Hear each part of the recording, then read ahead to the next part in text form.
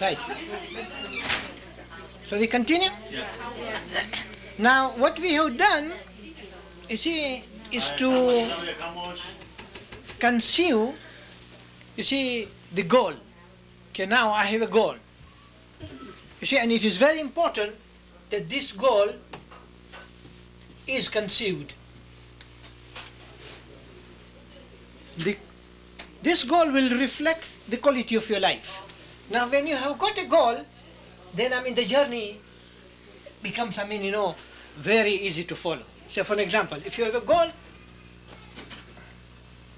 you will have, very easy thing, to differentiate between good and bad,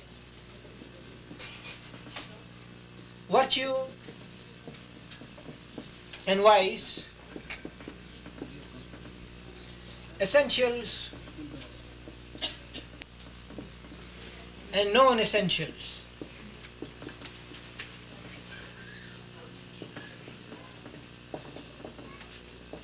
Of life.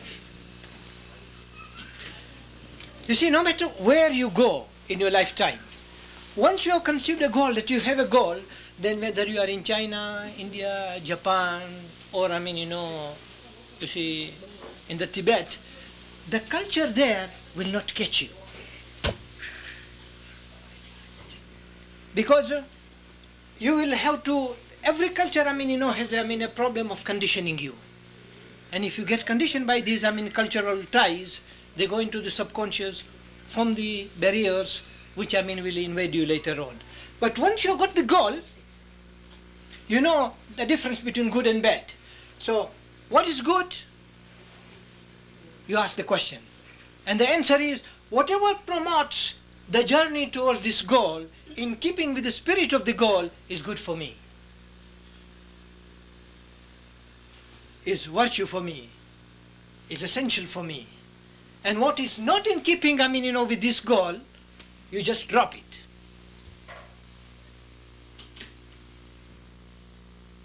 But if the goal is not there, then you say that I want to try this. And this is where you will go wrong. So the goal will make a difference.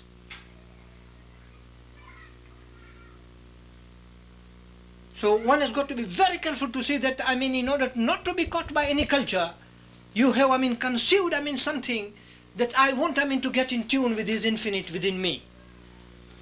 Is smoking in keeping with it? Dancing in keeping with it? This and that in keeping with it? If the answer is no, it drops. Because you have now prized, seen something which is above, the human level, the human values, and you want to be, identified with it. Minor thing, can send you wrong. Let me give you an example. There was one yogi. You see, he was a very happy man. And he had only a little, if he's, a knicker, and he would walk in the jungle, in the morning he will take his bath, and it will dry again on his body. And the life was, easy. You see, he said, the basic necessities of life are, food, shelter. You see, and at times is a procreative instinct, creating a little garden for yourself, But then one day he met Jenabai. Jenabai felt that he maru same anokho lage to. He looks a divine man. So he said, then I want to come and join your ashram. He said, I have no ashram. But he said, what prevents me from, befriending you is, that you must accept, a little gift from me.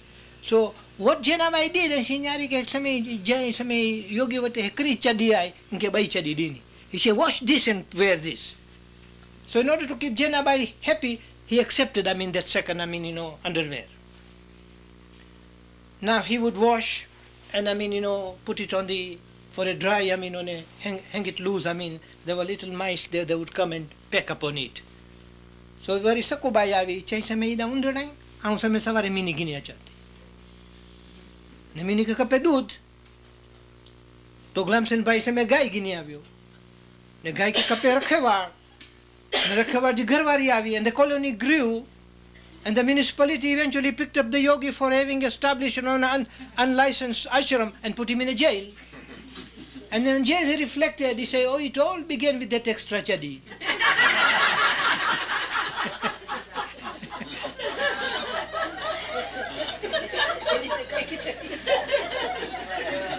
You see the point? I mean, how things extend. You see, you take the thing, you take a drink, and the drink forms a habit, and the habit then governs you in return. But you tried, initiated it, and you initiated it because you lacked, the goal. But if you had, the goal, that my goal is everything that is in keeping with this vision of mine, the realization of this vision is what I am going, to adopt as a part and a parcel of life. So it's very essential, to keep this goal absolutely envisioned. And a man who has been able, to conceive this goal, a very lucky man. The grace is already working within him. And the next important thing, besides this goal, you got, to remember is, the energy level in a man. We have very limited energy. When you go to this flip state, and we, take this, the level of energy, and we come back as a human being. You see? So we begin our chores. We go, breakfast table, maya ibofu nikre.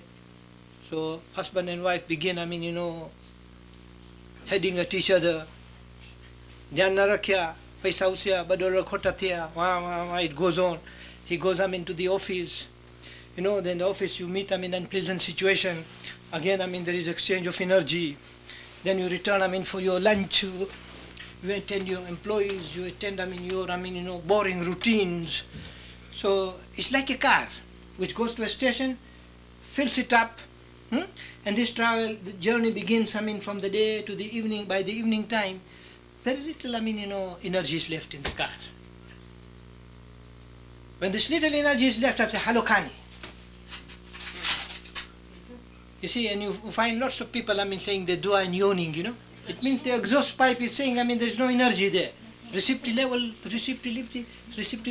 is so low. You see, this is what, causes, the level to go down. Because, if you play football, if you read a book, if you try to meditate, all these things demand, the consumption of the energy on our level. And when you have, expended all your energy, when you want to go, to these levels, it becomes, so, frustrating, Let me give you a couple of examples. You see, we take an example of this energy in two ways. You have been, say, Ghulam Ali Bhai.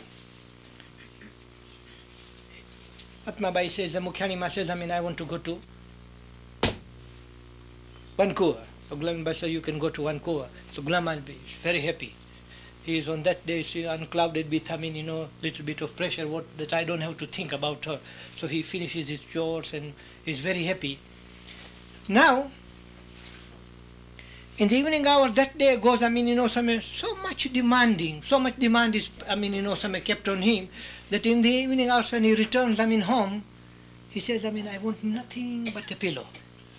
If I can get, little deep sleep state, I'll recover the energy and I can go to Khani. Now before he takes up his pillow, he's about to rest. Mamad Bhai and his wife arrives. Okay? Pona chhathiyan. Dua to sara chatu gaya jo aida. Hello pa Ghulam Ali Bhai jagare damo marje. Now Ghulam Ali Bhai is preparing with his meter to go to sleep, and Mamad's wife arrived there. Ne chu samay logo jo time thio khani halya bia. Now I'm almost dead. He's about to go to sleep. The telephone ring. Mukhyani Machi in the airport tevda. And he's waiting Ghulam Ali Bhai to go and pick him. Ghulam Ali Bhai said, what a curse. But somehow he musters up his courage, takes up the car, and he goes to the airport. And there he meets Mukhyani Ma, and Mukhyani Ma begins the story, her tale of her joyous stay and this and that too. And all of a sudden Ghulam Ali Bhai discovered that he came back at home. They talked about 3 a.m. in the morning. On the next day, he asked himself a very serious question. Where did I get energy from? Did you see the point? So 2 times He is, tired, overtired, and he's making a special effort, and when he's making a special effort, he bursts through a very unusual energy, which keeps him alive up to 3 a.m. When he goes to sleep, he feels, there is no sleep. Where did he get the energy from? Excitement.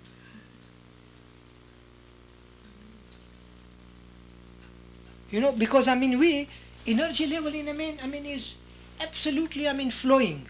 But what, keeps it, fluctuating is your habitual tendencies. And when you make a special effort, you go through the barriers of these conditions created by the mind.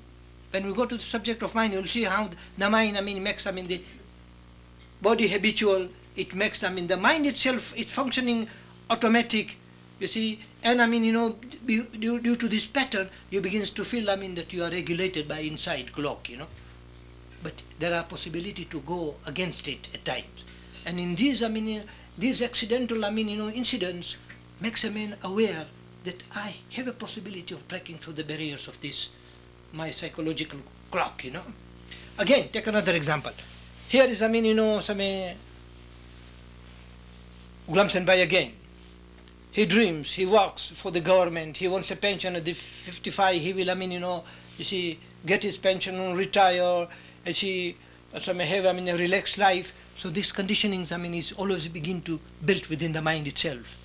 And at the age of 55, he really gets pension, mind has been settled, he is really thinks himself, old, he leans upon the stick, and then one day he visits the Vancouver hotel. He is on the 5th floor, and on the 2nd floor, is the fire.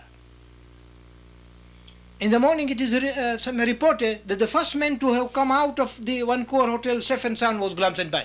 So the reporters come and ask him, how did you manage that? He said, the fright. The fright, that the fire will take me, enables, something very strange within his mind to overcome the barrier and, become young again for a while. Again, the conditioning returns.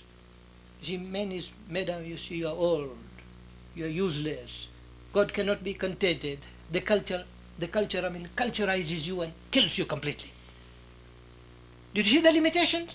That, the culture can place upon a man, so you've got to be very careful that you've got to have a goal and to see the conditionings are of the mind and they are conquerable.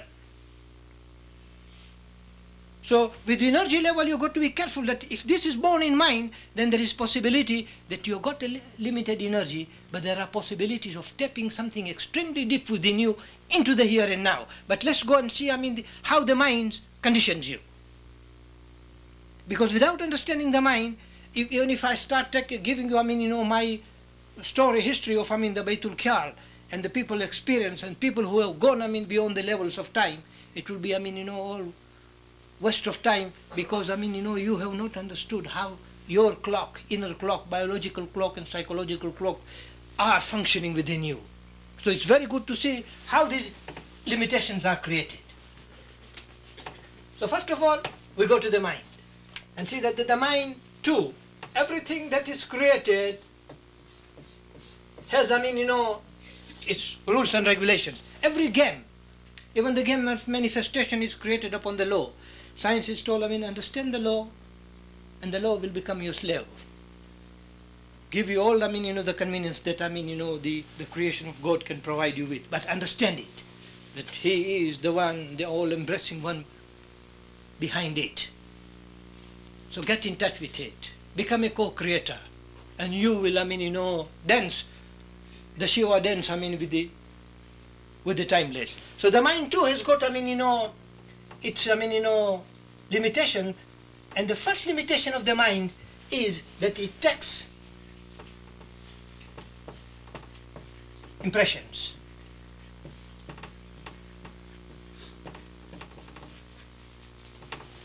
Mind always takes, the impressions, constantly. You can't, interact with the life, get, the impression which settle within the mind.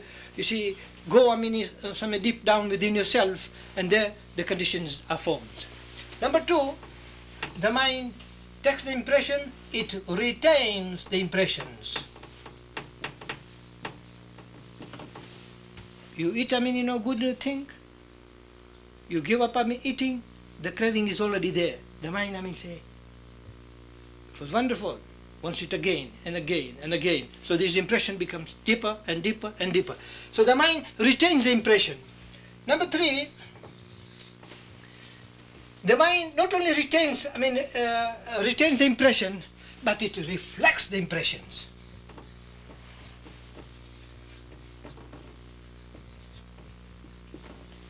And mind work by the laws, with the laws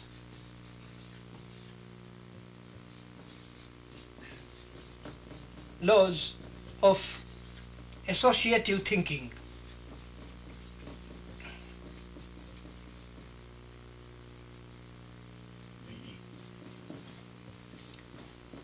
Now we want to understand what I have written here. The associative thinking. So we'll draw the man. See this man, how he's functioning.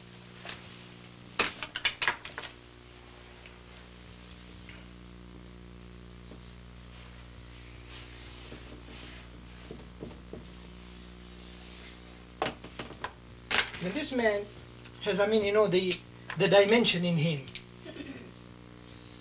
I don't want to give him the hairs because it will prevent our impressions, So you can, in your mind, make him look a little better than what I'm drawing here.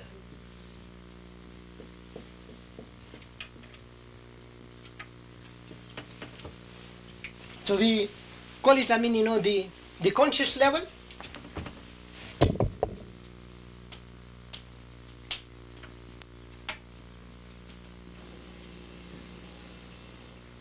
Subconscious level,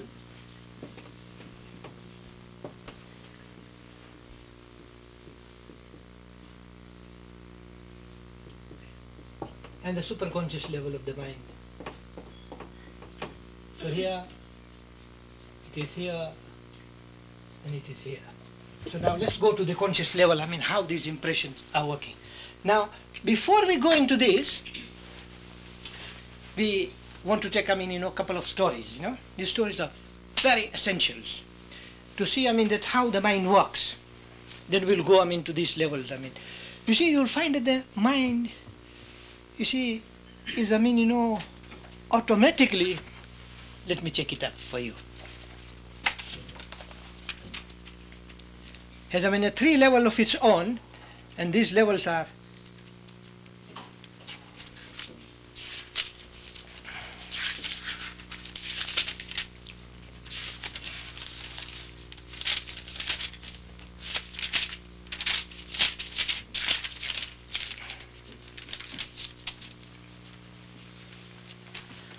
that always you'll find, the mind somehow is interpretative. Whenever, you give, something, it has, a level of interpreting what you're telling, somebody. If I tell you something, then you will have, that I've seen a Gnan, my interpretation and your interpretation will differ because you have, your level of interpretation. If I go to the mountains and the Grouse Mountain Ghulam Ali Bhai goes and visits that, height of, 4,500 feet, and it's beautiful and it is exciting and it is elevating, and he comes to me and talks about those elevation, and I haven't seen, the hills higher than 25 feet in Zanzibar, so I'll begin to think, what kind of a mountain is this? I cannot conceive, his darajo. His darajo of standard 5 and me of standard 2, I cannot interpret him. And I will always try to interpret him according to my level. So a very beautiful story is told. He said there was some of these stories you must have heard, but I repeat them, for the sake of, impressing you about the strange laws of the mind. So he was a Christian padre. And he thought, there are 4 billion people, only 1 billion are, Christian. 3 are non-Christian. If we can convert 1 more billion, there will be balance even in the hereafter. Otherwise, 3,000 burning in the hell and 1 billion, enjoying the paradise according to his conception was not fair. So he said, I'll go to China and convert these heathens there. So he was probably in India, crossed the Mongolian border and entered into Chinese territory, and he met, the first Chinese, in a relaxed mood there. You see, He told him, I mean, what is your name? He said, my name is Pang Pong, who said. He said, my name is so-and-so, and I'm out, to explain these laws of, 10 commandments. Are you prepared to listen to them? That fellow was at ease, He said, wonderful, I will listen to you. So he explained to him those wonderful laws of the Moses. He said, now what do you think? Did you like him? He said, they're wonderful. He said, you'll become a Christian? So why not? He said, then in that case I'll have to baptize you. He said, do it. He said, before that I'll have to give you a special name. He said, do it. No, he found such a responsiveness from this young Chinese.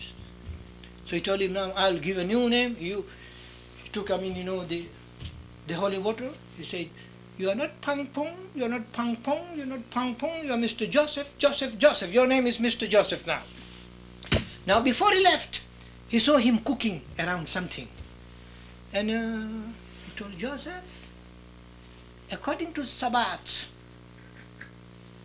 this pork eating is forbidden on Sunday. So don't eat pork. Observe the Sabbath. This is wonderful. And he said, my good Lord, these Chinese people are wonderful. So he went, preached, for about a year or two in China, and he was coming back now. When he was coming back, he thought, I will visit my first disciple. And he met Pang Pung. It turned out to be a Sunday, and he was still, in a relaxed mood. But to his surprise, he saw that he was still cooking pork. See, and told, Joseph, I told you the pork is forbidden on Sunday. How come that you are still eating pork? He said, what is the pork? This is not pork, this is fish. He said, I see with my eyes, I smell it as pork, and you are telling me this is fish? How come? He said, simple. He said, I took the holy water, I said, no pork, no pork, no pork, fish, fish, fish. Did you see, the Chinese, his level of interpretation? So we go on, interpreting everything according to our level. We didn't have, time today to go to the subject to penetrate the subject of science today. We would have had, another illumination how it works. But this is enough. To say, that the mind is basically always interpretative. You have got a store of knowledge inside, and whenever something rings a bell, you have a ready interpretation for it. So you've got to become careful of these interpretations which have accumulated within you. So the mind not only is, interpretative, it is justificatory. Everything that it does, it has, you see the reason for it. Suppose, you are walking within a door, you are 6 feet, and the door is 5 feet, and you knocked your head. So the first thing you said, "Kyo carpentry banaya darwajo." You had to see, it was 5 feet bent down, and somehow you'd have passed successfully. But now you'll blame the carpenter and the architect and the owner, but not you. You are wonderful. You see, how justificatory it is. So one day, you see, the professor was giving, a demonstration. He said, I'm going to teach my children, about the dangers of the dreams. So he said, talking to them about the danger of this and that is all waste of time, of genetic illnesses. I said, I'll give them practical demonstration, so at a glance they will grasp the situation. So he arranged them around the table, took a glass, empty glass, filled it half with water, got hold of a worm, a spider, and dipped it into the glass. And sheer instinct of survival, and the spider jumped out and ran away. See, did you see? They were watching. Now he took another glass, filled it half with, whiskey, Johnny Walker whiskey, and then dipped another worm, and there was an instant death. So he wanted to impress them that the drinks work in the similar way, destructively within yourself. But then before he taught this, he marked out, hey, there in the corner, stand up and tell us something, what did you learn? So the little boy stood up and said, sir, the science teaches, hygiene teaches us that there are a lot of doo-doos, worms in our tummy. And if we keep on drinking whiskey, they will all die.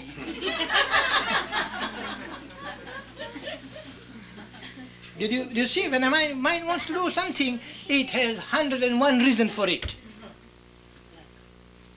But the mind doesn't stop there. The mind is also motivational. It has motives for every action that it performs. Basically, it has, the reason for it, the motive it. And your result, you see, for everything that you do will be exactly, if there is a hereafter, and there is one, see, it will be according, to the strength and the depth of your motive. So what you do, what you sow, you will reap. There's no running away from the law. So how are you going, to get rid of this mind? It is always motivational. For the motives, even if you are a meditator, you are have a motive. Motive of what? Getting God. What is the definition of God? He said, I don't know, but I want it. Why? Missionary Sahib says so. Ingran says so. Sadanin has an experience. You see? And you have, the motive for obtaining it, but you don't know. You see, so there was a Buddhist. This, Buddhist, who was, an instinctive, had a bent of mind for that, serenity which he was creating. He said, if I can turn him into Christianity, it'd be wonderful. We'll have a new Christian and a new, expositor, of this light. So he said, if you accept Christianity, the goal is going to be very easy for you. So he said, it will give me what I want. He said, it will give me what you want. He said, I'm prepared to accept Christianity. So he taught him about 10 commandments and everything. You see, he was meditating against, on the Christ, that the Christ will come. So one day this priest, returned after a long journey to the same priest and asked him a question. He said, suppose you had a vision of Christ, and the Christ were to give you a boon, what would you ask for? He said, I will ask him to show me Buddha. Did you get, the story? Because, he was a meditator, he was a Buddha. So this mind must be understood. It has, its own trick, but a little bit of understanding of this, its monkish creation, how it came into being, will free you from a lot of moderations. So I thought before we jump, into the subject of Baitul Khayal, even if we don't have the time to complete it, we must understand, the mind. Because tomorrow, then we'll have a level to talk. You see, you'll see, number of your questions, which are all stupid and silly and superficial, are melting away in the light of this understanding.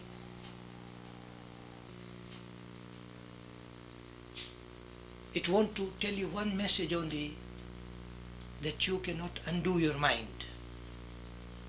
It's not your work. And we want to see it. Why? That's And if you're looking for a benefit, for a reward, you are greedy. If you're looking for a punishment, you have got a fear. The motive is there. That this requires a motiveless journey. How are you going to be without a motive?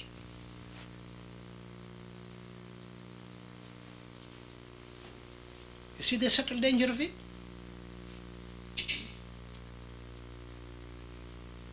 So we want to go into it. So first of all, the mind. So we say the mind takes the impression, the mind retains the impression, the mind reflects the impressions. The law of associative thinking is the basic law underlying the mind. That it thinks in association. He thinks in a different way. Let's take an example. Suppose tea is being served here. Number one, the associative thinking. How does it work? So tea is being served here. Now, Fatma Bai or Gulbanu Bai or Nurjan there is serving a tray. In a tray, there are a lot of cups of tea. And when it reached, Roshan Bai's, place, the tray tilted. And a very warm cup of coffee, went on the newly, sewn or bought, dress of Roshan Bai. So Roshan Bai, Gandhi, koi biyo na milyo, hida sa me chini na tutti pai. But her culture, said, no, I shouldn't tell her. Okay, wonder, I guess, what a dry cleaning. Did you see the point? Now, 30 days passes by. And Roshan Bai is in Jamaat Khana. And again the celebration there and tea is being served. And a monkey Bai dragging in Ajati. The Roshan Bai remembers, her, Mola, he was somewhere by Gandhi by Nanikri. So she kobar ma I'll put the utagi some again. Did you see? The experience which had gone into the mind form, the basis of your next move. It has not disappeared. Anything that you not understood is there. It forms, its own, the doctor will tell you it's traumatic conditions, I've seen a friend of mine, you see, recently, he came here from Vancouver, mommy, daddy, some children all taunting him. Cigarette puke to, घर के गंदा रो करी चली हिया मोला बापा जो फरमान है cigarette ना pico say wah, and she said I'm going to give this smoke. You see, and he said no, I've got nothing to do with it. So he did not smoke for 13 years. Then one day, he was, sacked from his job. He was relieved, redundancy, low underlying, unemployment. You see, and he was thinking about going to East Africa and start a business. He lost every penny of his there. Now, in that distressed condition, he had no company to talk to except that cigarette, and it came back. He was smoking, and he's still smoking. He said, well, I've given it up for 13 years and I'm still smoking. Why am I smoking here? Simple. He said, when you gave up, not because you understood the danger of smoking, but because X, Y, Z said, it's bad, Farman said this, but you have not understood, the dangers of smoking. If there is understanding, you have seen the futility of smoking, it must drop. And it's not easy because there is a habit behind it. The mind works by these laws of, habitual. So you sow a seed, you get the fruit. You sow, a thought, you get, the action. If you sow the action, you'll get the habit. If you sow the habit, you'll get, the character. You sow the character, you'll reap a destiny of your own. The mind is, grievously following, its own law. You've got to understand that this mind takes the impression. And then, having taken it, it goes deeper, retains it, and an appropriate time comes, it reflects it. So we've seen, the first level of the mind, which is, taking the impression and all these experiences within it, and then, creating, the impression part of it. Now, we go still deeper into the level of the mind. And when I was in Mombasa, whenever possible, you read, exhaustively whatever you want to read, into the realm of psychology. But as far as possible, if you can glean a practical chapter of your experience, make it, your great teacher. If you talk it from a book point of view, it becomes very interesting. So whenever possible, I'll go to the chapter of experience. So we were in Mombasa.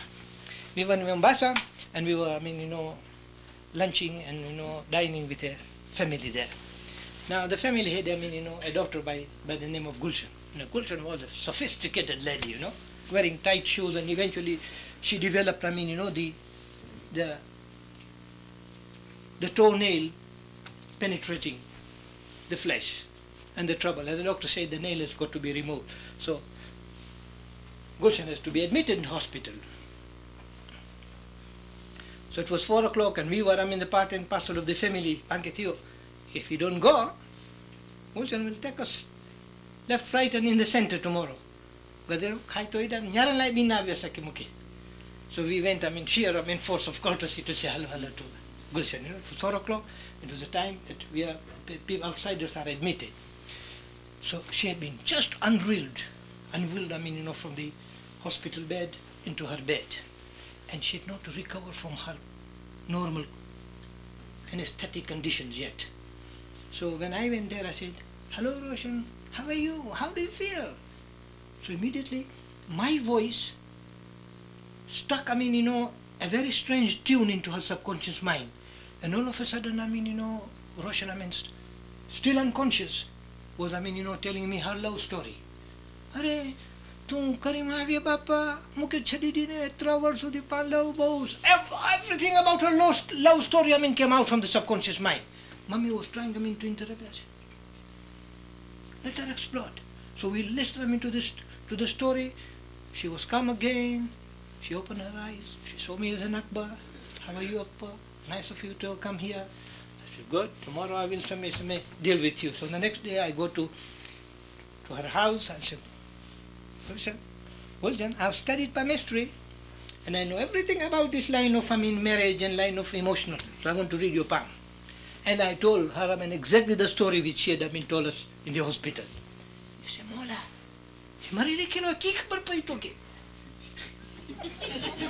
you see, and then we had to take the cat from the bag, and tell her, this is what happened. So everything which goes into the mind and is retained there, a good or bad experience, a mind is a repository of all these traumatic conditions. Now we want to go still deeper. You see, we go and study the mind and see the mind has a deeper level. And in these, experiences, the little eyes are, created. One wants to play football, one has been disappointed, I hate this man, I like this, and I don't like this.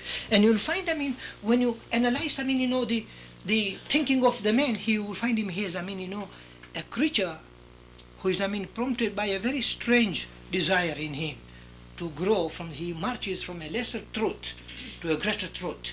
Watch a man, that he is essentially a creature who seeks, the pleasure-seeking creature. He avoids the pain, he wants the pleasure. Among the animal, among the men in the lower stages. And the second level that you find in him, the first one is pleasure, avoiding the pain. And the second is, he wants the power. Suppose a man is in a jail and he sees, inspector and, superintendent of police enjoying, he says, if I can become superintendent, I'll have more power. More power means more pleasure. So his second evolution comes, he is not contented with the petty powers now, petty pleasure now. He wants to become a Mukhisai, president. Because the more power, the more, elevation, recognition of his status, and the more, rewards. So he marches from the pain, from the pleasure, to the power. Now suppose he is lucky, and he got, all the power, all the status, all the recognition that he was seeking. And tomorrow AIDS attends him. You say, hey, now my money can do anything. The ego has been punctured, beyond repair, has been deflated. And he said, for this affliction, there must be a purpose. So from a pleasure to power to purpose, he wants to know the purpose in order to gain, the perfection. So these four P's, are working. Pain, power, purpose, the perfection. So you'll find a man, is basically, even if you read Hazrat Imam Farman, it says, he ke sute same jhute ya sache raste insan matra sukh ni shodh mache. He is on his journey here to find out the unconditional joy. But the mind, in the beginning, makes it possible only through these stages. Pleasure, then, more power, then he's frustrated there. He goes, he is pushed not by understanding, but by, the pain. When you read Gita, it says, at times, I talk to my children in a language of suffering. So every suffering reminds you, hey, there's got to be a way out.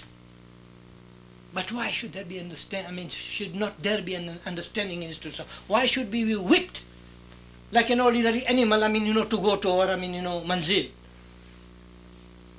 So this is important to see that a man is basically, a seeker of these, low pleasures. He goes, to the second stage and third stage and fourth stage, and you'll find, these limitations of the mind are growing. But let's go, now deeper into this. MacDougall gives an example of a nurse. She was a Greek nurse working for an English nurse working for a Greek philosopher. Now this Greek philosopher was in in a habit of, reading, his Latin and Latin verses, in the evening hour. So he would buy, which not some Greek and Latin, veti joka khai, And the mind was absorbing, this impression. One day, while shopping around, she had a sunstroke, wheeled into hospital, by the ambulance.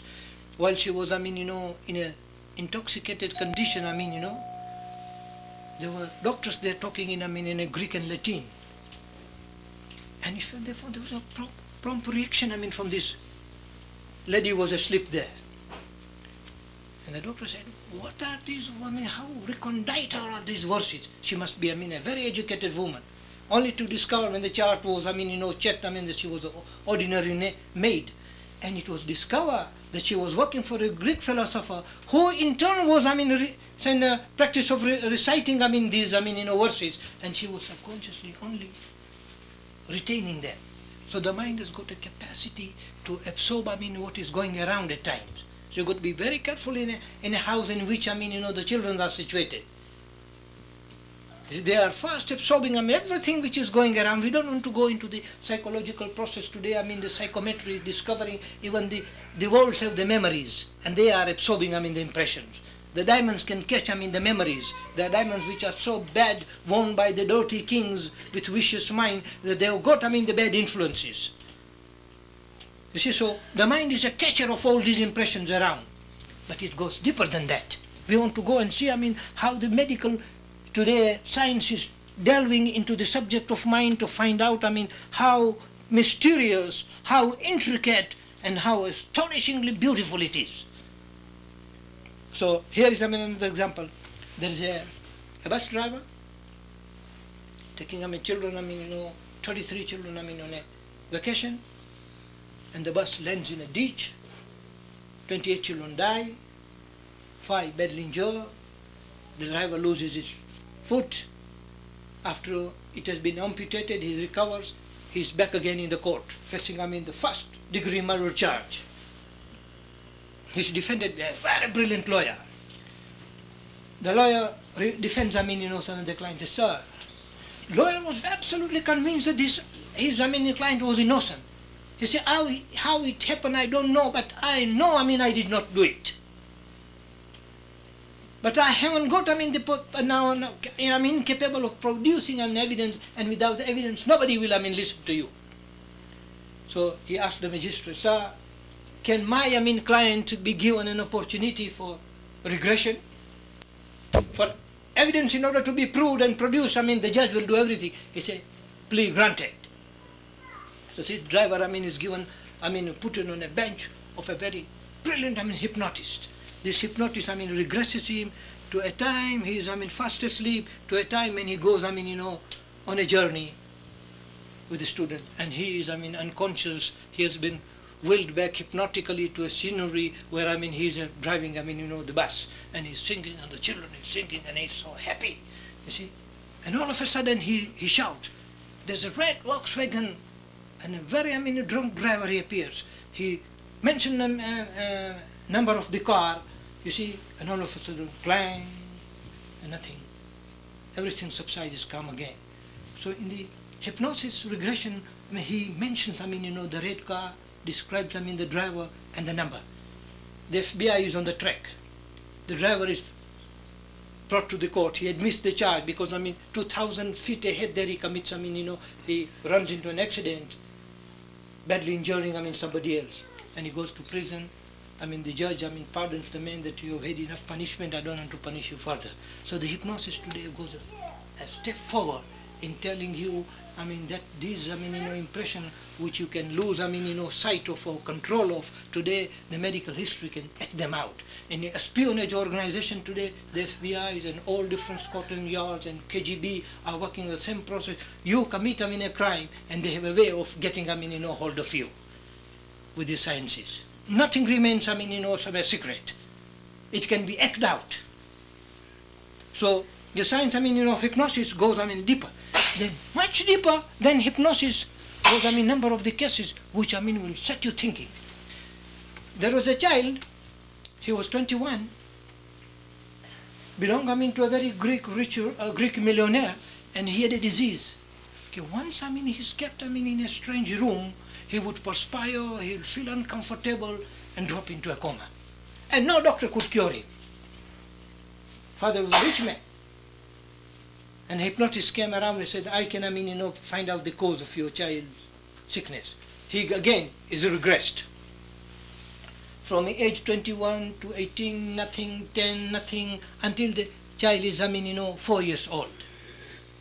And he's playing, I mean, hide and seek with other children in a small village which had a pipe, I mean, of a 4 feet diameter, 30 feet long, designed, I mean, to run, I mean, the dirty water out. But in the evening, children would use it, I mean, for playing, I mean, hide and seek. So this child enters the pipe in order to get out. Now the municipality law, I mean, was there. In the evening hour, in order to stop the night prowlers from misusing this, hiding themselves, they would close them. So the inspector came at 6 and closed. This child was, I mean, getting his way out, but before he could reach, the inspector had already reached and closed that. So the child, I mean, in that hypnotic trance, I mean, shouted, Yama, Yama, and there's no trace of any further information. So the doctors were out to find out, I mean, what is this Yama, Yama, the child, I mean, and they went back, I mean, to 4 years. He had an uncle whom he was calling Yama, so when he was trapped, I mean, in that darkness, he uttered those words that I may be heard, I mean, and the rescue may follow. They, finding out the child was not, I mean, at home by 7, 8, opened the pipes and reeled him out. So that fright, which, I mean, made him unconscious, became a traumatic condition and lived with him up to the age of 21. So whenever there was darkness, this darkness would trigger, I mean, the experience of the subconscious. And the boy would become unconscious. Now, this is important, because I will link it up, I mean, with meditation, and you will see how meditations, how the zikr create the similar atmosphere later on. Now when, I mean, that the hypnotist, when he discovered that the child was trapped there, he faced, I mean, a dilemma, a death situation, and it caused, I mean, this traumatic condition. So he, with his presence, enables the child to relive the experience. Did you see the point? He makes him, I mean, relive the, I mean, the experience. And he tells, I mean, the child that, do you see, I mean, it is this darkness which has caused the fright, and it is this fright, I mean, a traumatic fright, which is today, in turn, I mean, causing, I mean, the distressful condition in you. So, watch it.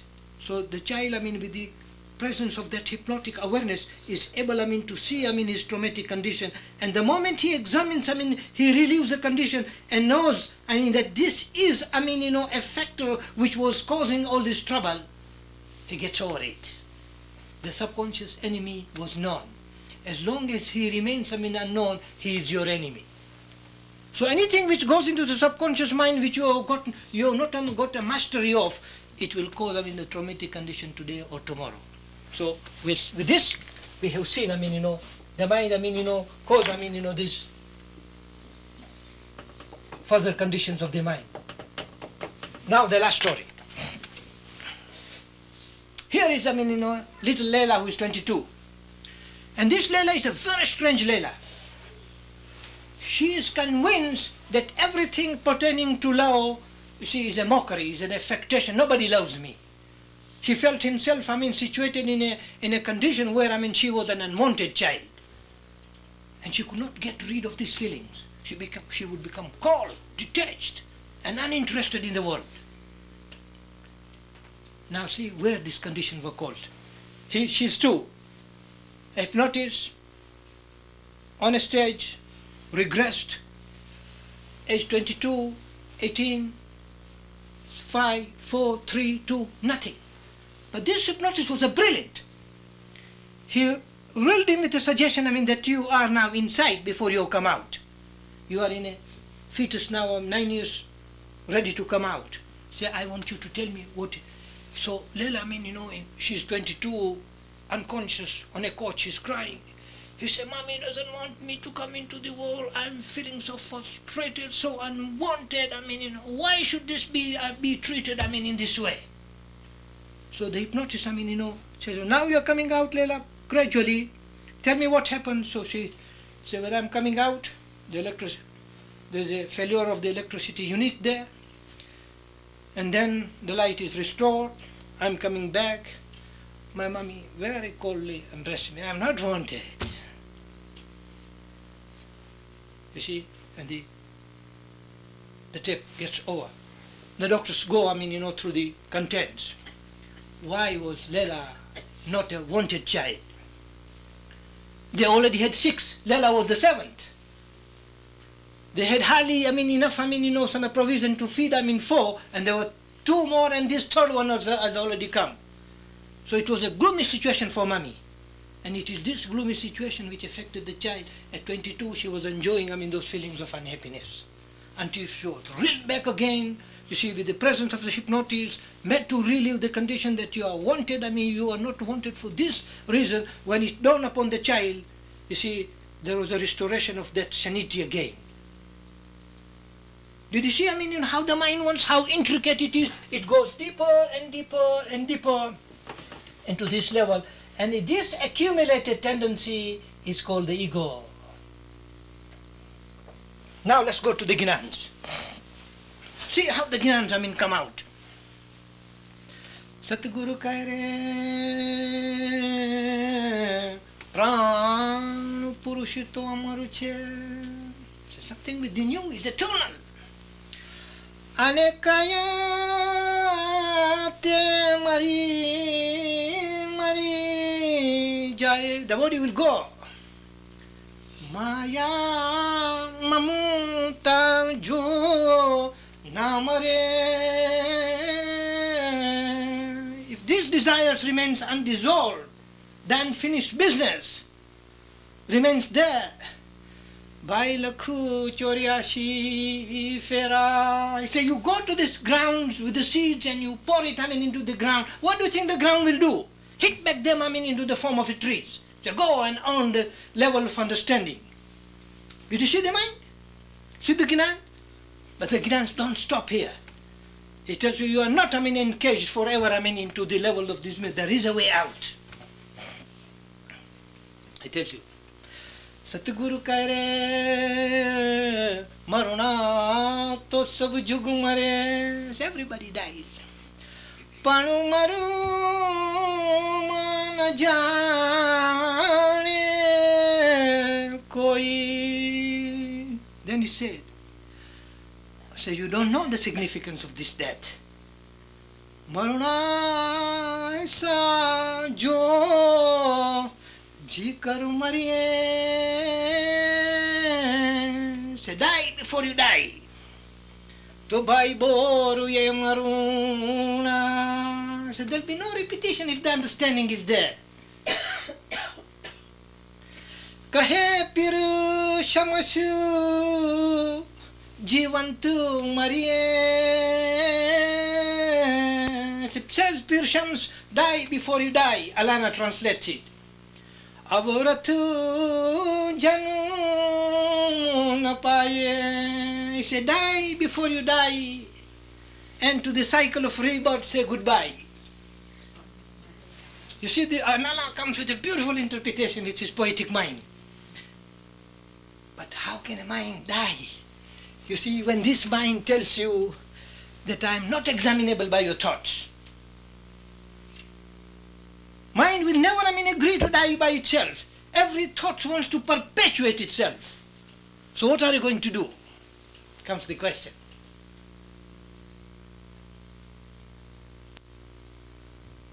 The nature of the thought is to perpetuate itself. It can turn from the tamasic, you see, to rajasic, to sattvic.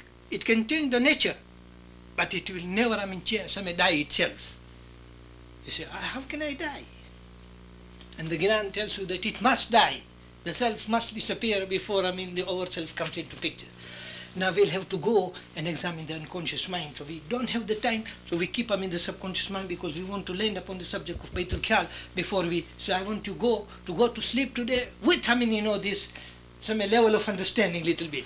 So we'll examine it from this point of view. Okay, this mind must meet a man who has, some broken through the barriers of time, because the Gyanan says, Satguru kaire man tharu karo munivaro. It's a silence. Ane tharvina dukkure apa. He said, without this silence, your misery will know no bounds. Karanu saguru re manutanu. The cause is the mind. Am Satguru kahe.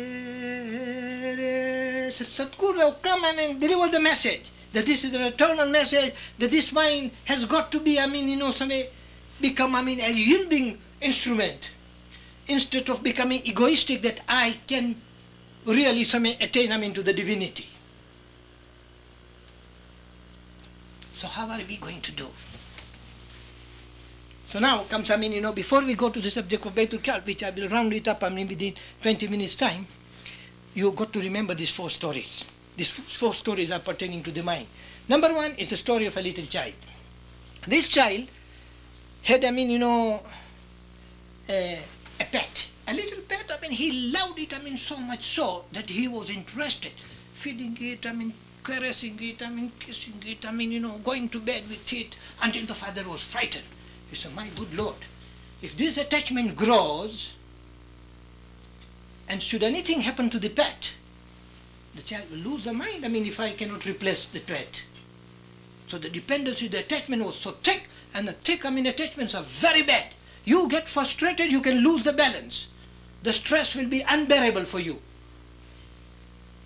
I had a case in Dar es Salaam of a shopkeeper, he was of a respectable family, you see. And you see, one day the Magwo goes, on a particular humble family girl, and the boy was absolutely, conforming himself that who is there, to deny a boy of my status, with this, position, rich family, what is not, the world has not given me. And all of a sudden, the answer is no, from the Gulf family. And this created such a shock on the mind of, this boy, that he became paralyzed and unconscious. He stared, into the wall for hours. Lifted to the nursing home where Dr. John Mohammed treated her for 8 years. No, 3 years. Now, there comes a German expert from Germany, who, treats, tries, to recover, this boy from the shock. And eventually, when he opens the eyes, the first nurse who was nursing him, he falls in love and they get married. So this is only an example to see a shock is a very dangerous thing at time. It can dissociate the mind from, his pattern of thinking. Let me give another example. There were 2 boys, Sadru and Badru. They were returning from Morogoro to Dar es Salaam, or Calgary to Vancouver. So Sadru is driving. He tells Badru, give me a glass of water. So by the time Badru delivers the glass of water, the car is involved in an accident, somersaults, and Sadru receives the shock of his life, unconscious. Badru, with him, treatment he gets all right, both, from the dangers of life, but this man is in hospital for 9 years. And when the German doctor, retrieves him, when he gets him back, what is his first question? The first question when he regains the memory, he said, Badru, where is my water? He is demanding, the glass of water, because the memories have been connected now. So there can be, a shock sometimes, sending, the pattern of memory completely back, and you can live like a zombie. That he would know, the people, as a first impression, the new impression, the mind will begin, and the mind will be, again, new mind will start forming. So the mind gets, built up with this impression. And today, these, tests, examples of, somnambulism. You heard about somnambulists? Night walkers. They can walk, in the night from one place to another and perform almost a miracle and come back, and the next morning they'll tell you that I remember nothing. We had a night walker, in our family. one of the relatives, he would wake up, exactly the middle of the night, go to the seashore, sit by himself alone for a couple of hours, come back, close the door, close this and everything and go to sleep, and nobody would catch him for months until his father discovered. And when they would ask him in the morning, why do you go there? Nobody knows. And he would remember, say, what you are asking? So these cases of somnambulism are becoming very common in a medical history. I remember a case when I was young, about 9, 10, I played the truant. We had a teacher, a bad teacher really, at English and algebra and whatnot. Probably English language we were the weakest at that time. Swahili speaking, we were thinking in terms of our sultan there only. So we were playing a truant. Right in time, we will go at 8 o'clock and come back in the evening hours, at 4 o'clock. Nobody caught us. Now, at 8 o'clock, I would walk myself up, into a very dangerous woods. You see, and there, in those places, there was one only Indian lady, Badali, by nature, and she would watch, this boy coming up exactly at 8 o'clock, prune the kungus, sit, enjoy himself, and we became friends. She was a very early riser. So she would, get, the better badams, So she picks them up and give it to me. So the bond was built up between her and me. But the Africans, around me were telling me that Banakbar, we are Rafiki ni mama huyu mama shetani huyu. He said she is, a witch. So we were, young boys, inquisitive minded. So we one day asked him, Maji gal pucha ka yake? Se puch kar bar, kura pucha kar matar. He said, Maji mare chonta ka mama shetani. Why do they call you mama shetani? So she had a very interesting story to tell me. This story pertains to the mind, so I want to tell you, because you must know that the mind is a very, very intricate instrument. She had a husband, she had a little daughter, and husband died on her lap, and took a promise, that I am going, but if you want me to go to heaven, and there is a heaven for we Muslims, then I want you to see that this child is educated. Send him to school, send him to madrasa. Give him all the love. This is all we have, as a passport, to our heavens. Mama gives him, the promise, and the man dies. Now the woman is determined to see that, she does everything for the child. And that determination went deep down into her mind, and she would get up unconsciously in the middle of the night. She would walk up and open the shop, clean it, tip-top, saware samay attin. She would be the first lady receiving the customers. And people would not, say, why this lady? But one day, the 3 rascals there, Africans said, why not take advantage of her? Mama nafungua ko pikyake, tamdunda. Let's take advantage of her, in some way she's alone. And they approached this lady.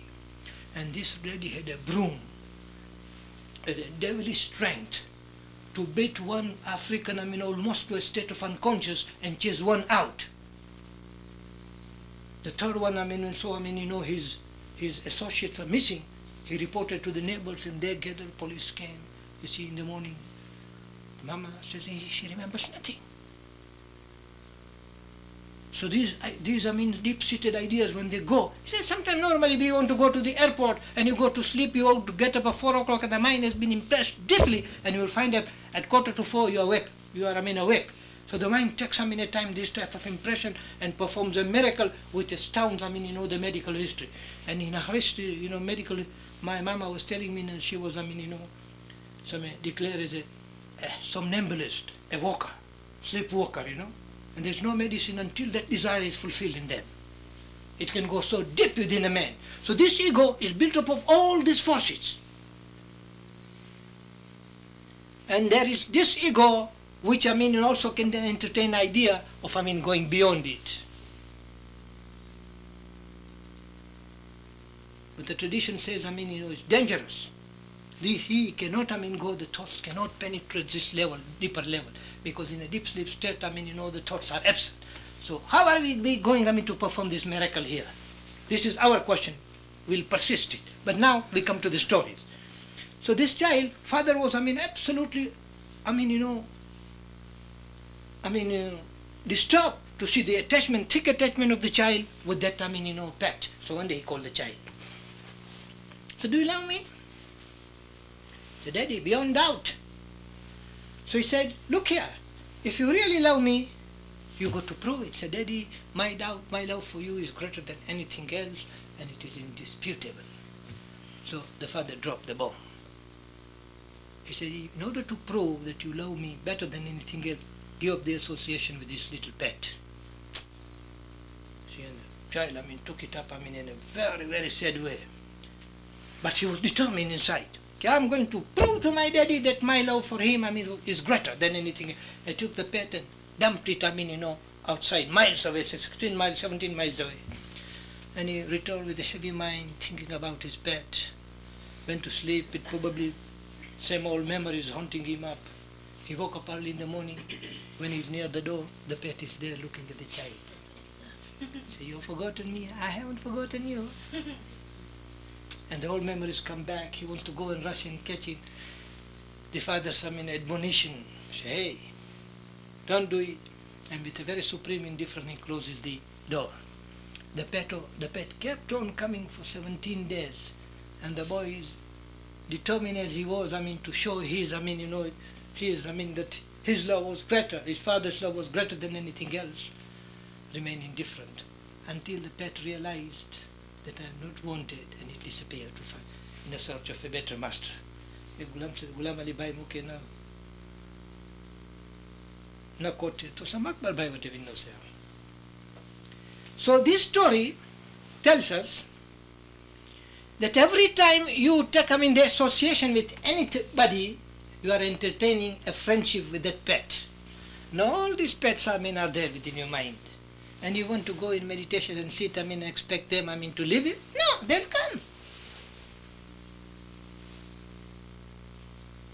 So the creator of this mess is nobody else but you. You have got to assume this responsibility. And you are going to sweep them clean. Did you see the point? So you have got to assume the responsibility that you see, you want somebody to get well with your tasbihs, but if that fellow is not determined to get out of this, the mess will return in a different form. The diseases will come in a different form only. You will get only the illusion your tasbihs have worked. But it has got to be his awakening from the Baitul Khayal point of view. If you want to get this deep-seated defects within you out, you have got to encourage the child, that this is the state into which you have fallen, and I can give you only, a superficial, help, but the rest will have to come from you in order for this door to melt. So then comes, the story number 2. So the responsibility and the pests that we have entertained are of our own makeup, our own responsibility, and it is our duty now to attend to it. The little help, encouragement, institutionals, everything will be there. But the hunger must be yours. Without this hunger, nothing will work. It has got to be deep-seated that you want it above any price.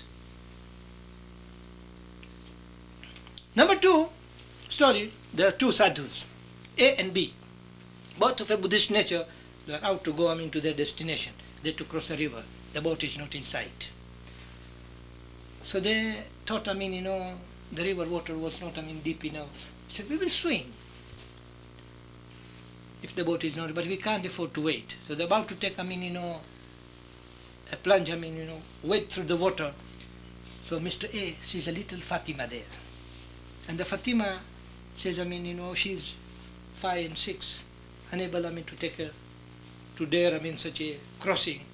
So A realizes the apprehension of Fatima, and he takes Fatima, puts him on his shoulder. They walk through the, through the thick of the water, and he puts back Fatima there. Fatima says, thank you, and A and B travel. So B was annoyed. He told A, look, we are of a Buddhist order.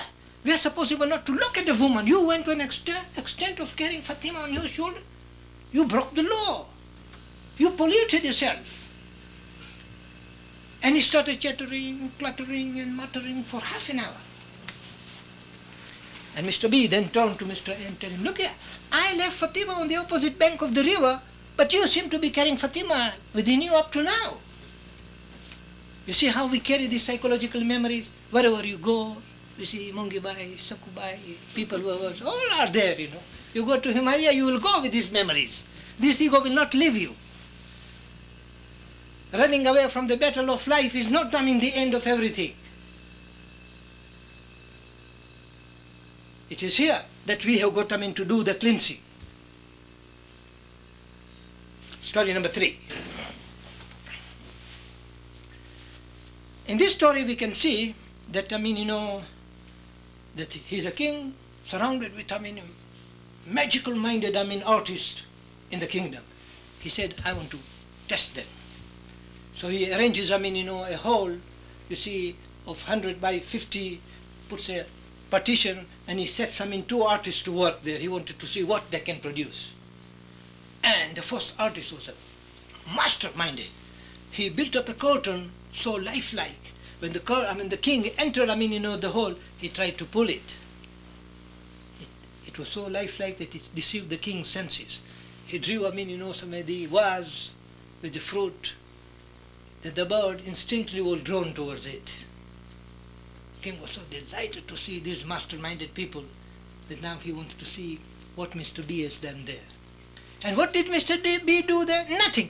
He went on polishing all the floors, the ceiling, the walls, the floor, everything, and made it polished and mirror-like, glittering. So when the curtain was removed, everything was here in A's creation was reflected in the B's side. You know? It tells you the story. It tells you the story that you've got to clear this only, for this to reflect. But who will do the clearing here?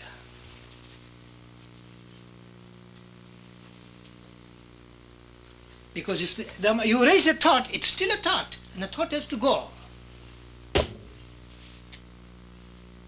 See, the thought has to go. So it has got to be something beyond your thoughts, which has come. Suppose there is a drop of water, and it wants to dry itself. It's impossible. The third force has got to come, I mean, to its aid if, I mean, it is to become dry again. And that third level, I mean, you know, the third force, I mean, is the heat. If the heat is not there, there will be no drying up process, you know, there. So here, in order, I mean, you know, that this clearing must be done, you see, you've got to, I mean, to seek help from, I mean, the third element altogether. The mind itself cannot do. The hunger itself is your gift. The hunger itself is your is a grace working within you, and it is your gift. If you cannot act spontaneously upon it and seek, I mean, this help, nothing will change. You by yourself can do nothing. So what in our tradition we do, very simple. You see, that this, I mean, you know, is the level of the mind on the higher. This idea. You see, this level now, which is, I mean, unapproachable, we have no time to go to this unconscious level, you know. This unconscious level is so ferocious. When we go into it, you will see another frightening mind level within you that it will not change by itself. And a man who thinks, I mean, he can take a jump directly into the superconscious mind is living in a very illusory world, because there are further dangers here. And we haven't got time, so we will go, I mean, to the third level and see that we want to clean this only with this. That this has got to come here. This is your level of zikr, has got to come here. And the Imam of the time comes and says, here it is for you. Now you have requested for it. Now let's say, what is the level of zikr going to do for you?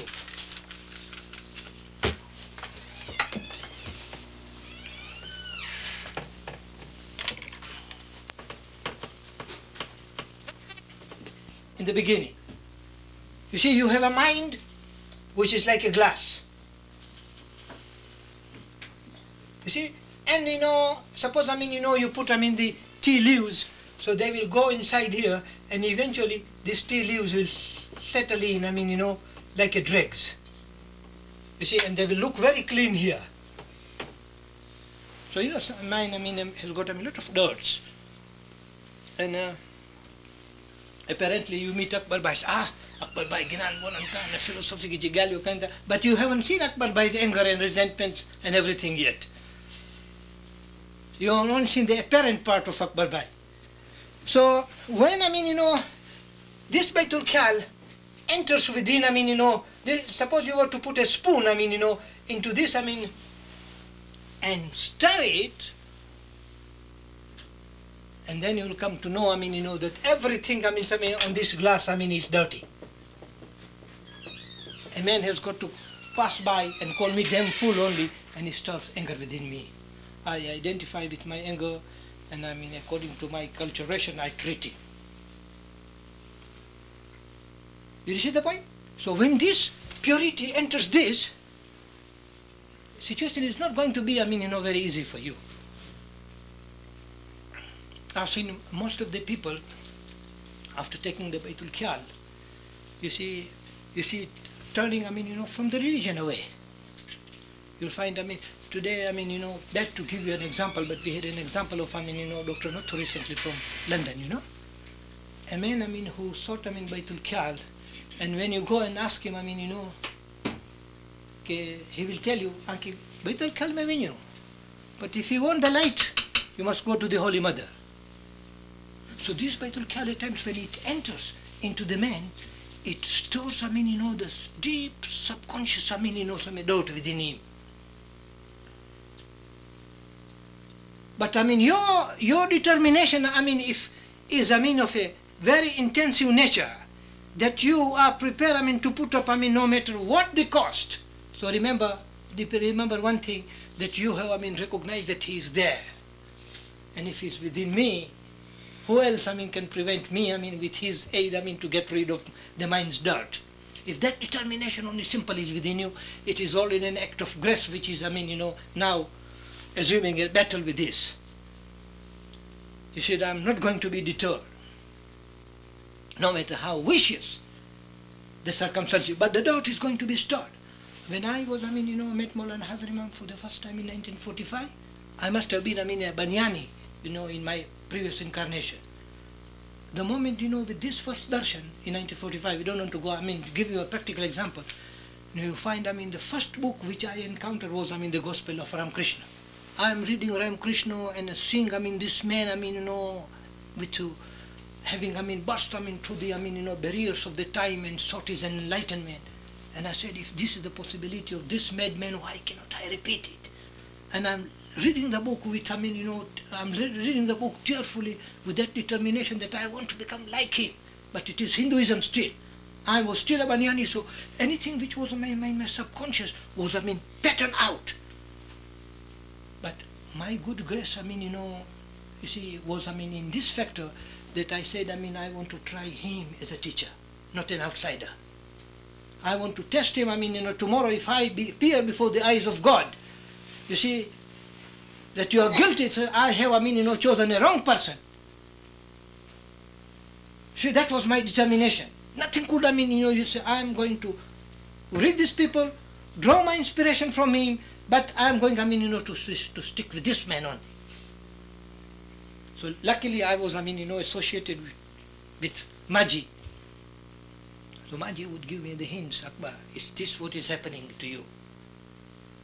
He will disturb, all the patterns of your subconscious and unconscious have got to come out. So read whatever you want. I've never met a lady, everybody I met, some Banyani thi the mandir mein vinye to lecture mein kuro here. But she was, a lady said, go there, but keep the zikr alive. So I would keep, my zikr, and study from Hinduism, from Ramakrishna to Vivekananda, then came, seen the Paramahansa Yogananda, the autobiography yogi. I became, the member of, Sri Aurobindo Society. Then, I joined Theosophical Society. I attracted Krishnamurti's teaching, all these people, began, to come. And I began to see that this Baitul Khal is doing, its work. And I want to stick with it because I want to see that my tradition must give me, this breakthrough, if there is a breakthrough. And everything else is of a secondary nature. And I was, whenever, I would tilt, I would, hesitate, I used to go to Maji, sit down with her, and she would, come with, and enlightening some comments, on a Hindu philosophy. She was surrounded with, the professor, and they would like Andani master, like, this Banyani, who was another, Bakshi, all these people, she was a woman, unusual capacity, absorbing different patterns of philosophy, yet maintaining the essence within her. So I would take up the Baitul Kal. So Baitul Kal disturbs, the mind, because it is the light and the darkness do not want to, it cannot coexist with them. One of them must go. It happens in this way. Suppose there is a class and there are 32 very, unruly students inside. And the master decides, okay, I must control them. Now, in order to control them, what do you think the master will do? Appoint the monitor. Okay, Roshan Bhai is the monitor. And what do you think the students will do? Okay, Roshan Bhai, here bhai, here, okay, man gariyad master in ke samay se bare kade. And then we will enjoy, our, tricks of the trade here. Because the mind do not want to go.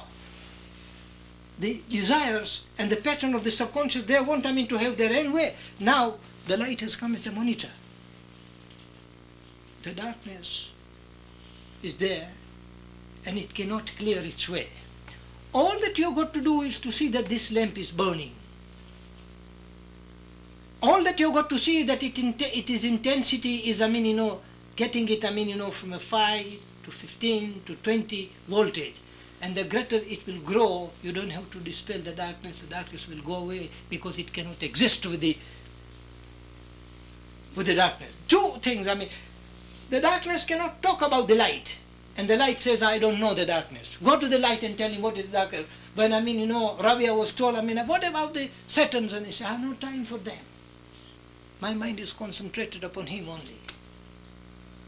She was a simple example, of that radiance. They say, I know him only. Awaken him within you and the life will be wonderful here.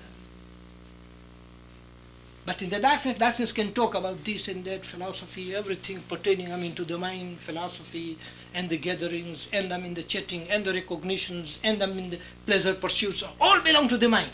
But this one which is coming in, he said, I am beyond them. None of this can touch me. So only for you, give me a room. Okay, when you water the world and the mind gets together, okay, what do? You go to a wise person. And what do you think he will do? He will take, just measure, the quantity of the water, quantity of the milk, and give you, the marrow. I say, put this. And he will tell you, this is not your work now. You have nothing to do. Allow this meron to remain there. You only ensure that the silence is there and you are guarding the remembrance.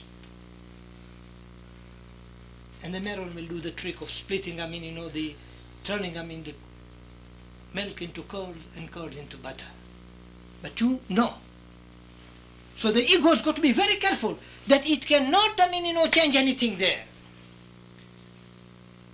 So now you have sought, the assistance of somebody who is the master, who is the light itself, who has broken away through these barriers of time, and you have sought his help. He said, now you must have, the implicit faith and work with this. And what is this zikr? This is important. We go to this part of zikr because this is very important and the crucial, the crux of what we have said. You see, you have an apple here. And this apple has three things. It has a name, apple, and a name has a form.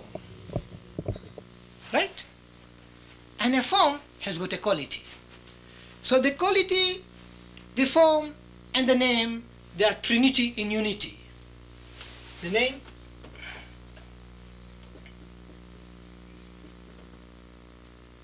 the form, and the sweetness of the apple. They are, the part and a parcel. They are like, three stools of a table. If you get hold of one and really push, the two will follow. If I call Roshan Bai by her name, and if she comes, the qualities of Roshan Bai also must come. So when the zikr is given to you, so the zikr has got three qualities. The name, the form. What is the form of the zikr? Kya nirakara hai? Don't try to conceive me, but call upon me. When you call, so ji juko nirakara hai, ke jinke roop ne rang nahi. So you are calling him, and it is bound to follow that name, because it is a law that these three things in unity must come to you. You can't separate them. So when you call the name, the form which is formless begins to invade you, the presence. And you will find, in this zikr, there is a presence, a strange presence invading, your mind. You see, and this presence is a silence. It has no form.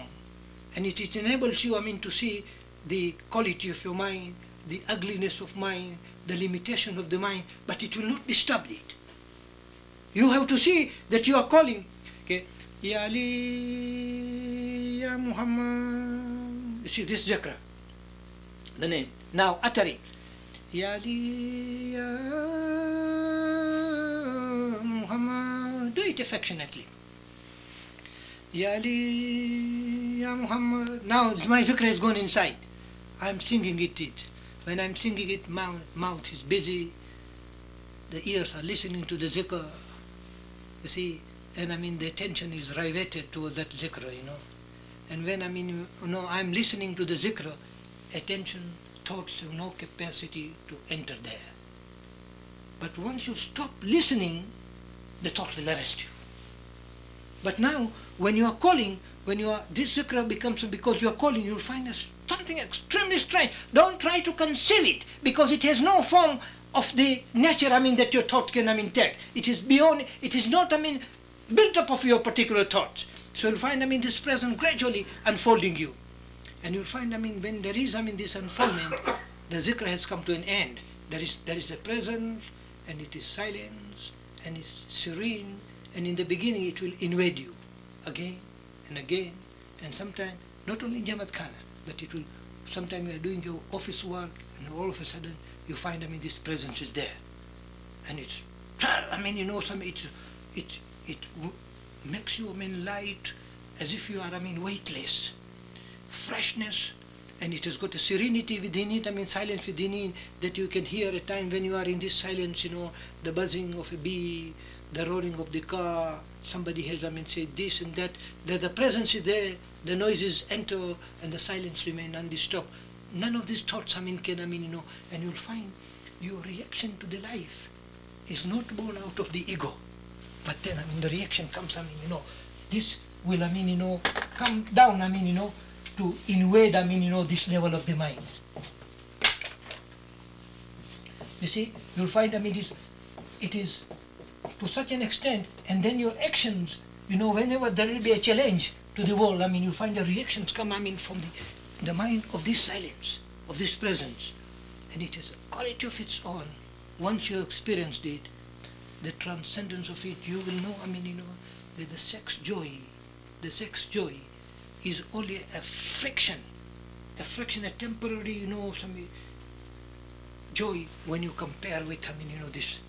You find everything turns into significant, that you are Sat, you are the existent, you are Chit, you have this awareness, and you are Nand, you are joyful, that you will not live, for your joys on the external world. It is this world which will, undermine and respond, to your needs. And when it enters, the mind begins, with its purificatory process, you don't do it. The marrow which has gone into the dying will do the trick. I say, once you begin to call me, then it is I who will come, to respond to your calls and to your responsibilities. You are no longer there. So it is this presence that we are calling in. Now this presence has been described in this small story. I will tell you these 5 stories, small one, 1 minute each, and we will come to an end. He said, recognition and remembrance. To a preacher, who kept on saying, we must bring God in our lives. The Master said, He's already there. Our business is to recognize and remember Him bas. You don't have to bring Him. The ego can't bring Him. He's already there. You have to see Him that He is underlying, and an all-embracing one is underlying everything in life. The second story. What makes a master a genius? So I say, his ability to recognize. So the student asked, to recognize what? So he said, to see the butterfly in a caterpillar, the eagle in an egg, and a saint in a sinner. His ability is, like you go to them, and they will, recognize and what are the potentiality that you have divinity within you, and he will invoke it. So when you see, the visible part of yourself, and you also recognize that you have, the invisibility, you are growing, into a process of mastership. Hazrat Imam put it in a very simple way. He said, Dekho, see, in his charter speech, he says, mind creates. But if the mind becomes aware that it too has been created, okay, when the wave becomes aware that it too has been created by the ocean, what do you think, is the nature of such a mind? It becomes humble. When the moon realizes that I have borrowed the light from the sun, the moon shines very humbly. The Hazrat Imam said, where there is such a humility, there will be a balance for you and no barriers, because He is unlimited and the balance will be created by Him, not you. You see how simple it is? So that recognition and remembrance is the Quran boiled down to its essence. La ilaha illallah. I am the ocean, and I am dancing into these walls. Called Fatma Bai and Roshan Bai and Akbar Bai and Ghulam Ali Bai and Fatma Bai. So it's me. Recognize me. And if I enters within you, your life will become. You will become a co-creator of this great joy. It is as simple as that. Then comes story number 3. The disciples sought enlightenment, did not know what to do, what it was, and how it was attainable. Said the Master, you cannot attain, you cannot get hold of it. See, when he saw him, distressed, seeing the disciples downcast look, the Master said, don't be distressed. You cannot lose it either. Then he says, and to this day, the disciples the world over are in search of that which can neither be lost nor taken hold of. So the mind cannot catch it. Mind cannot grasp it. But mind, in order to recognize it, it can recognize it and experience it. So this recognition and this remembrance are, the basic factors underlying, our, importance, that we got the Imam of the time, lucky, you see, and you have got, understanding that I am the part and parcel of this, the ocean. And he is, the one, he is such a wave. There is a hadith of Prophet Muhammad which says, the light, we have come from the same light. The Ali and Muhammad are one. And another one, hadith says, I leave 2 things for you people behind. The book and Ahl al-Bayat. If you stick them into these 2 things, which will remain inseparable until the day of the judgment, you will never go astray.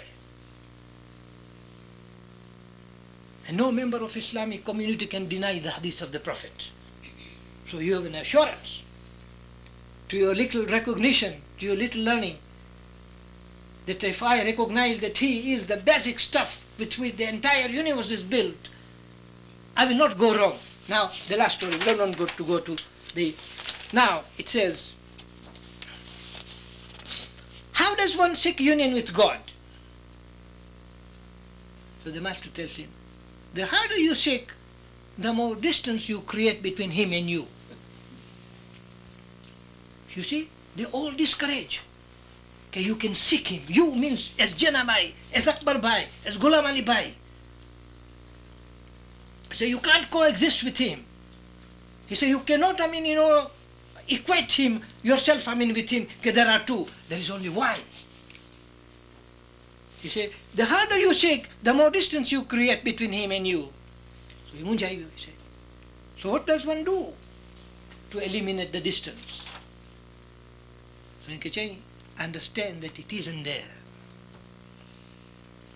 He said, how is that possible? He said, reflect on this. Asking God to reveal himself is like making the eye to see itself, or making a knife to cut itself, or a tooth to bite itself. The golden necklace which you wish to acquire is already there around your neck.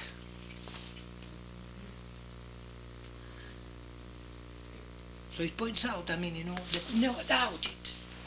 If this understanding will be there, the basic, some remembers is there, you see, then you are all dancing, into that divine ocean. And we pray that your victory will be yours. Thank you very much.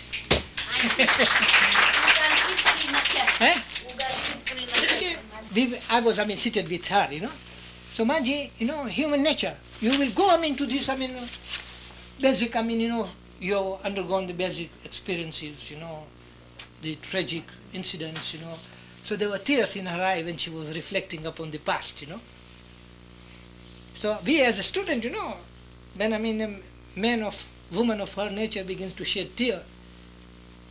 So he asked her, Maji, tears in Maji's eyes? You know what she said? She said, Juni Maji rueti. New Maji had arrived in her, And the new Maji was, this inflow. There was something extremely strange about her, that whenever you will be in her presence, and if you are, zikring all the time, if you have touched, this divine level within you, you go into her presence, you'll find, she's playing karata with you, playing cards with you, but in that presence there will be holiness, and this holiness, will remind you again and again. You see, the zikr will get tinted. You'll find you're playing cards with her, but your mind has been awakened. So you'll find, in the beginning, as if, there are two. The little Akbar, the old Akbar, and the new Akbar has arrived. If you people have gone, into this new Jamaat Khana, you will find, the very strange atmosphere also prevails in the Darkhana. This house, probably Hazrat Imam has built, with his special effort. And when you go and you have a sensitivity, and if this zikr has produced, its echo within you, you will find it is there, responding, to your call, So let, this Jamaat Khana become a gymnasium. You see, to, build you, the muscles, the physical and the, the spiritual. So tomorrow you may be able to walk as a man with this present, in the world, in the bigger gymnasium of this world. Tagore saying, there are two ways to die. He said, a bird dies twice. A bird dies, when it is, you see, when it is born, you see, it's twice born. When it's born, from the fetus limitations, it needs, the mother's care. The mother looks after it, trains it. Eventually it develops, its strength, its, physical, psychological strength, and it learns to fly into the freedom of the unbounded sky. But when we are born, you see, we are not, easily, the culturation takes, so quickly, over, our psychological nature, that we are born once, to be born again, to fly, into the freedom of the unbounded sky is not easy for a man. So this flight is very necessary. And this flight can be made possible only when a man has recognized, the divine possibilities in him, and accepted, the help from the man who has broken away from the barriers of time, and the victory will be yours. Thank you. Thank you. Roshan Bhai raised a turn it off. Turn it off. Spiritual abilities. He came back, the theosophical leader, captivated by the spiritual status of this woman, and he said, Akbar, I'm leaving the world for the ashram. So Mukityo Sunake, look, Ida Dunya Ji Haivoyai, you see, if I can go with this zikr, within me, you see, with that serenity I can flower.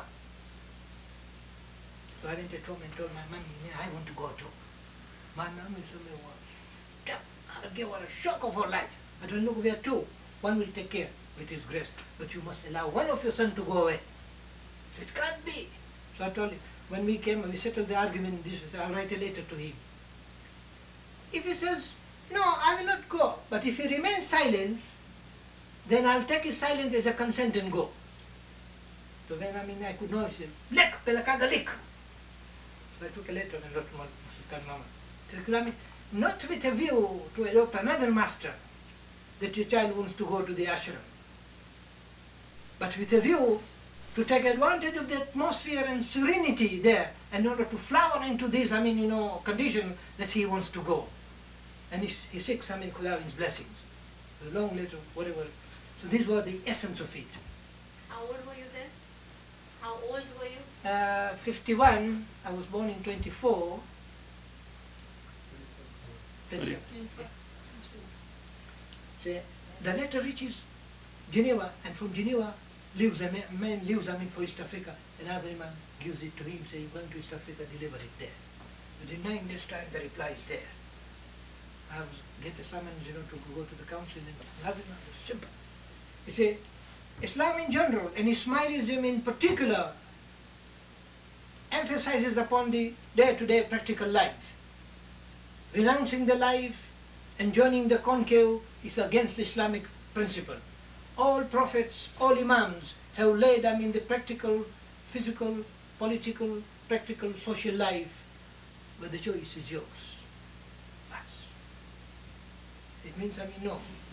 When I read it, little disappointment of a human nature was on me, but I gradually found that desire is living within me. And the moment this letter came, I showed it to Maji, and Maji said, not only letter has come, something else will follow. And from very strange, directions, I'm attracting, the different type of thinking. I'm attracting, the Islamic philosopher, like Gurdjieff and Ouspensky and Bennett, and you see, the Sufism and everything, to show me the difference. That, there is nothing wrong. If there is, honey in the spiritual, in the East, there is a beehive in the West. The West has got an organization, and the East has got, that honey. And what you have got to do is to blend these two things into one. You see, and the desire to renounce the life was gone, absolutely. So it was just a reference, at times, when you are sick, you have, all type of fences, but there is the man beyond the time, to give you the helping hand. And if this record remains, the part and parcel of you, the grace will follow. Because you are not alone there. There's another story. See, there is a man who died. He died, and then when he crossed the barriers of the time, he went to there to see, from what particular path to what, when he saw,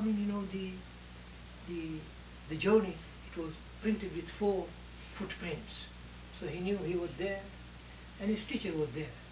But when, the ascent becomes slippery and dangerous, he found, there was only 2 prints. So he asked the teacher, why did you leave me alone? He said, those prints were not yours. They were mine. I carried you. So remember, with zikr, you see, he says, if not your efforts then, it will be something within. So the invocation, the invoker, you are the invoker. The invocation is the zikr, and the invoked, they become one. The Trinity in unity. Man becomes, the sea enters the whale, and the whale becomes, a symbol of his work here. So pray that inshallah one day we will, live to see the practicality of our English and life. Keep this soul in mind only. Thank you, Akbar bhai. Thank you very much. मड़े के lesson दीना अने आ जो time जो भोग दीना अने आई मड़े के असा के बहुत सारो समझाया आयो इंशाल्लाह मुके लगे तो कि किंक ने किंक असां जड़े के फ़ायदो थींदो अने असां ज़रूर इन मथे कोशिश कंदासीं आई हाणे पाछा वैनकूवर थी जल्दी कैलगरी अचो एड़ो कई जा तो असां मड़े टीचर के असां रिपोर्ट दीजे कि केर कितरो प्रोग्रेस कई है इंशाल्लाह thank you Salim thank you Malik आई लोग असां के एडा बोलाया आई असां के बोलाया एतरो नास्तो कराया असां जी एतरी मेहमानगिरी किया हाणे आई त्रे जे माटे असां मोला वटे मड़े भेरा थीने दुआ मंगो था कि मोला आ मड़े के सुखी ने आबाद रखे मड़े जी नेक उम्मीदूं पूरी करे ऐं लोको जे आंजे दरेक कम में आंके मोला सफलता दे अने जितरा हिडा आव्या आहिनि इन्हीं के पण मोला सुखी ने आबाद रखे अने पांच को नूरानी टाइम ते नूर जे माटे पा एफर्ट के इनमें मोला मड़े के खुशी इंशाल्लाह नसीब करे thank you very much Malik Salim Akbar भाई थैंक यू ने मड़े आव्या ईडा इंजा पण थैंक यू मड़े पोते जा इंटरने खटला छदी अने ईडा अचीने विठा कोई के तकलीफे थई हुंदी के तो मड़े माफ कई जान thank you very much again thank you Firoz आई मड़े ही खणी आव्या इंजे माटे पण आंजा थैंक यू वेरी मच ने आई असां के एकड़ी यादगिरी रखंदा अकबर भाई दुनिया में हुंदा के न हुंदा पण इंजी फिल्म रही वेंदी thank you very much thank you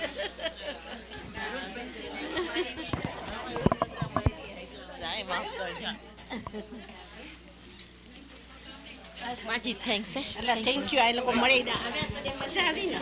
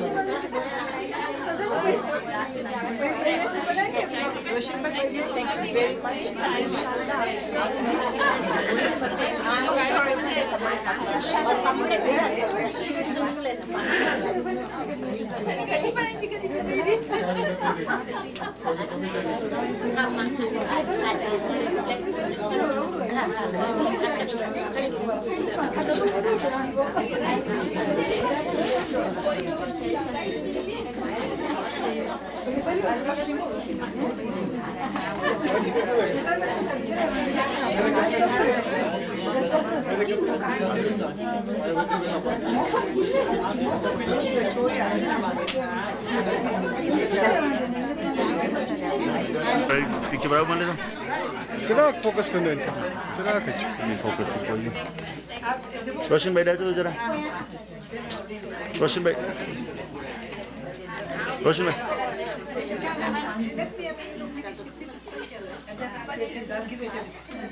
Apa saya dah tiga tu? Dah tiga dah cina. Jangan lupa.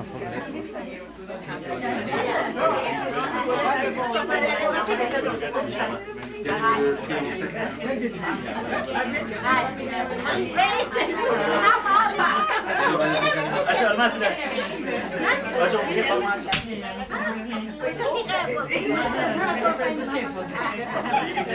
अच्छा माशी जो मुझसे बची ना